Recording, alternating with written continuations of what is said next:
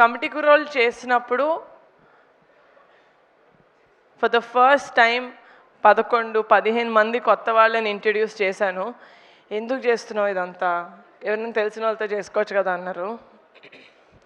రాకాస చేస్తుంటే కమిటీ కుర్రాళ్ళు లాంటిది ఒక మంచి సినిమా చేయొచ్చు కదా, అందరికీ తెలిసింది, సారీ, లేకపోతే కుర్రాళ్ళని పెట్టుకొని, లేకపోతే యంగ్స్కి కథలు ఏదైనా చేయొచ్చు కదా అన్నారు. ఎందుకు మనకి విఎఫ్ఎక్స్ అంతా అన్నారు. ఇలాగే చిన్న చిన్న వాళ్ళతో చేసుకోవచ్చు కదా, ఎందుకు మళ్ళీ ఫ్యామిలీ వాళ్ళతో చేస్తున్నాం అంటున్నారు. నేను ఏం చేసినా అనేటోళ్ళు అంటూనే ఉంటారు, నేను చేసేది చేస్తూనే ఉంటా.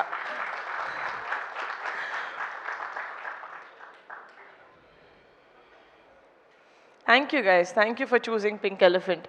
మీరు ఈ సినిమా జర్నీలో ఎంత నేర్చుకున్నారో తెలియదు, కానీ నేను as a producer every film నేను వర్క్ చేసిన ప్రతి టెక్నీషియన్ తోటి, ఆర్టిస్ట్ తోటి నేను అంతే నేర్చుకుంటాను.